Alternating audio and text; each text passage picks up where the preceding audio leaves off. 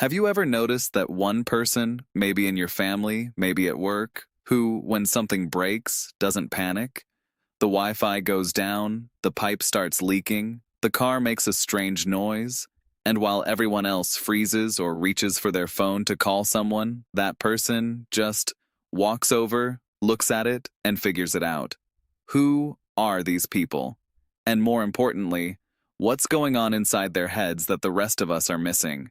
Today, we're diving into the psychology of people who know how to fix everything, and I promise you, by the end of this, you're going to see them very differently, because their superpower isn't really about tools or technical knowledge, it's about how their mind works. The first thing you need to understand is this: fixers don't see problems, they see puzzles. For most people, something breaking triggers a stress response. The brain goes into threat mode.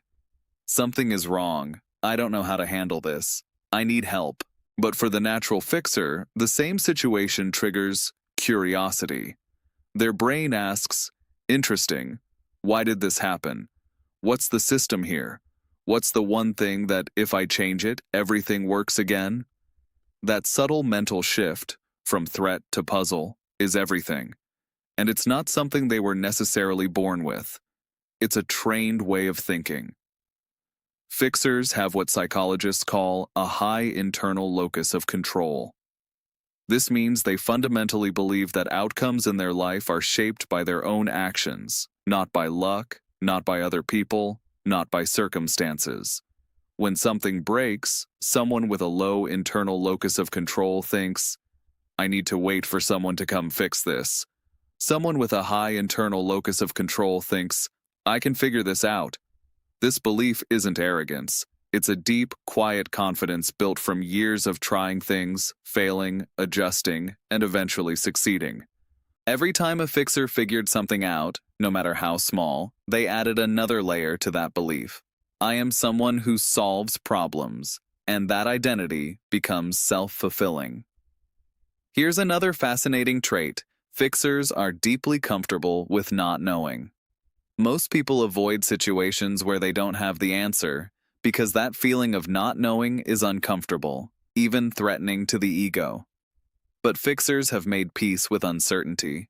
They've learned that not knowing the answer at the start doesn't mean you won't find it. So they dive in, they experiment, they take something apart before they know how to put it back together because they trust the process of figuring it out. Psychologists call this tolerance for ambiguity. And it's one of the strongest predictors of problem-solving success in any field, not just fixing things around the house, but in business, medicine, science, and leadership. Fixers also think in systems. When the average person sees a leaking faucet, they see a leaking faucet.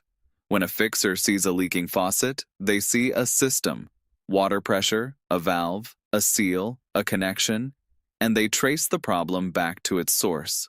They're always asking, what is this connected to? What was this designed to do? Where did it stop doing that? This systems thinking is actually a form of intelligence that school rarely teaches. It's developed by taking things apart, by watching how things work, by asking why and how more than who do I call. Now, here's the psychological trait that surprises most people. Fixers have a very healthy relationship with failure. They don't catastrophize when something goes wrong. They expect it. In fact, many fixers will tell you that the first attempt is almost never the right one, and they're completely fine with that. Each failed attempt is just more information. Okay, that's not the problem. Let me try something else. This mindset comes from what Carol Dweck, the Stanford psychologist, calls a growth mindset.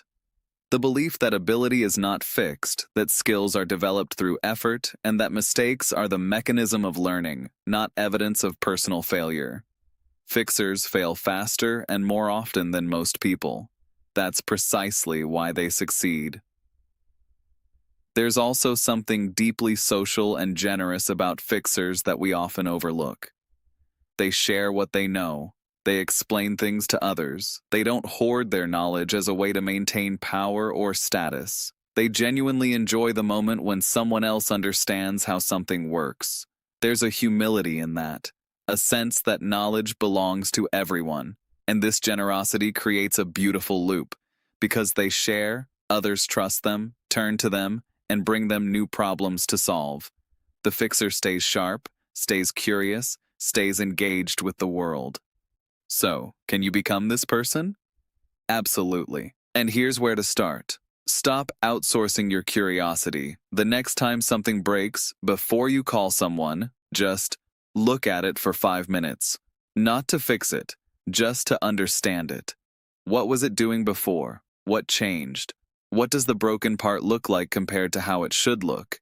Get comfortable saying, I don't know yet, instead of, I don't know.